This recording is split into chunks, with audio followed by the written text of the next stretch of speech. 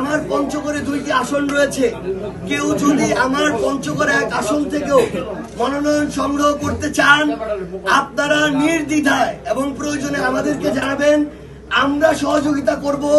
আপনারা আপনাদের ইচ্ছা অনুযায়ী পঞ্চগড়ে 1 আসন থেকেও মনোনয়ন সংগ্রহ করতে পারবেন এবং পঞ্চগড় 1-2 থেকে শুরু করে বাংলাদেশের 300টি আসনে যারা এনসিপির হয়ে আগামীর বাংলাদেশ গড়ার নেতৃত্ব দিতে চান, যারা অভ্যুত্থানের আকাঙ্ক্ষাকে বাস্তবায়ন করতে চান, যারা চাঁদাবাজি, দখলদারিত্ব, খুন খারাপির রাজনীতি থেকে নতুন বাংলাদেশ গড়ার লড়াইয়ে সামিল হতে চান, যারা আগামীর বাংলাদেশে জুলাই সনদে যে সংস্কারগুলো রয়েছে সেগুলোর বাস্তবায়ন দেখতে চান, যারা হাসিনা সহ বাংলাদেশের যত খুনিরা আছে এই খুনিদের বিচার নিশ্চিত দেখতে চান এবং 5ই আগস্টে যখন খুনি হাসিনা দেশ ছাড়া হয়, যখন তার পতন হয়, তখন এই বাংলাদেশকে নিয়ে আপনি যে স্বপ্নগুলো দেখেছিলেন, যারা সেই স্বপ্নগুলো বাস্তবায়নের লড়াইয়ে নামতে চান, আমি তাদেরকে অনুরোধ করব, এই নভেম্বরের 20 তারিখ পর্যন্ত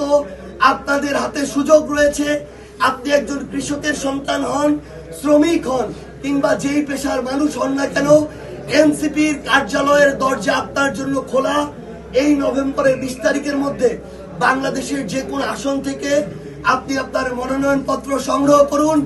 আমরা যদি একসাথে বাংলাদেশের পন্থার যারা মানুষ, যে ভালো মানুষেরা রয়েছে, একসাথে লড়াইয়ে নামতে পারি, আগামীর বাংলাদেশে কোন ধরনের অপকর্মকারী, কোন ধরনের চাঁদাবাজ, দখলদার, ক্ষমতার অপব্যবহারকারী আগামীর বাংলাদেশের রাজনীতিতে টিকতে পারবে না।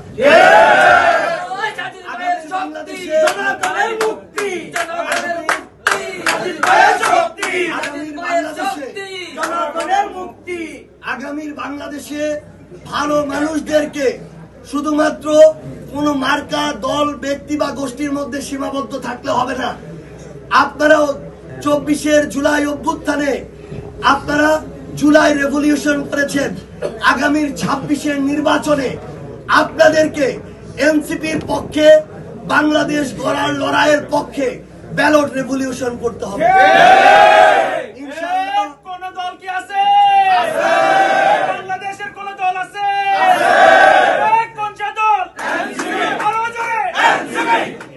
ইনশাআল্লাহ আমরা সবাই একসাথে আগামীর সংসদ নির্বাচনে জনগণের প্রতিনিধিত্ব করে, জনগণের কণ্ঠস্বর হয়ে 300 আসনে নির্বাচন করে জনগণের প্রতিনিধি হিসাবে আগামীর সংসদে আমরা জনগণের প্রতিনিধিত্ব করব সরকারি দল হিসেবে।